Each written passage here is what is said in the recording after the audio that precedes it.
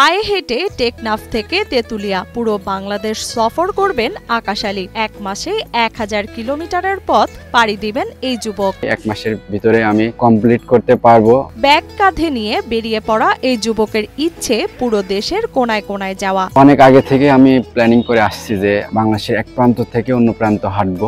দেশের সর্ব উত্তরের জেলা পঞ্চগড়ের তেতুলিয়া থেকে কক্সবাজারের টেকনাফের দূরত্ব প্রায় 1000 কিলোমিটার। এ পথ পায়ে হেঁটে পাড়ি দেওয়ার উদ্দেশ্যে বেরিয়েছেন চুয়াডাঙ্গার ছেলে আকাশ আলী। 1000 কিলোমিটার পথ বাংলাদেশের এক প্রান্ত থেকে আরেক প্রান্ত, সেটা হলো তেতুলিয়া থেকে টেকনাফ। তবে এবারের যাত্রাপথে নতুন চ্যালেঞ্জ যমুনা নদী পাড়ি। এ নদী সেতু দিয়ে পার হওয়ার পরিবর্তে সাঁতরে পাড়ি দিবেন তিনি। সবথেকে রোমাঞ্চকর বিষয় যেটা হচ্ছে যমুনা সেতু সাঁতরে পাড়ি দেওয়া। এবছর ক্রস কান্ট্রি হাইকিং করতে পথে নামলেও বাংলাদেশের 64 জেলায় যাওয়ার মতো অভিজ্ঞতা আছে তার। মাত্র 95 দিনে পায়ে হেঁটে দেশের 64 জেলা ভ্রমণ করেন তিনি। তো এর আগে আমি পায়ে হেঁটে 64 জেলা এক্সপ্লোর করছি এবং তাতে আমার সময় লাগছিল 95 দিন। কলেজ পড়ুয়া আকাশ আলী চুয়াডাঙ্গার আলমডাঙ্গা উপজেলার রামদিয়া গ্রামের বাসিন্দা। নিজ গণ্ডি পেরিয়ে প্রতিটি জেলার দর্শনীয় স্থান দেখতে চেয়েছেন তিনি। জেনেছেন বিভিন্ন এলাকার জানা অজানা গল্প। বাংলাদেশ একটি ছোট দেশ হলেও এর ভিতরে কিন্তু অনেকগুলো সমতল আছে। যেমন ধরেন পঞ্চগড় থেকে আমি হাঁটা শুরু করব, একটি হিমালয়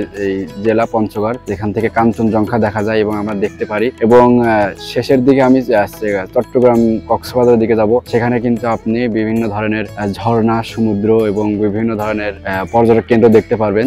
ইউনিভার্সাল কার্ডিয়াক হসপিটাল, আপনার হৃদয়ের আরো কাছে।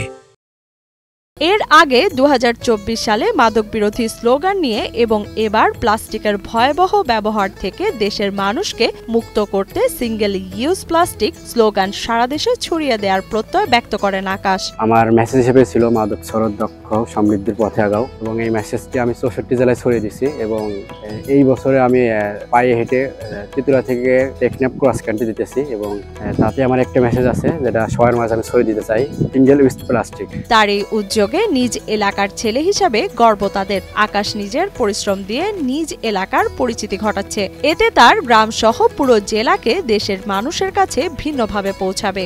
আকাশ আমাদের চুয়াডাঙ্গা জেলার গর্ব এবং আমাদের গর্বের অলংকার।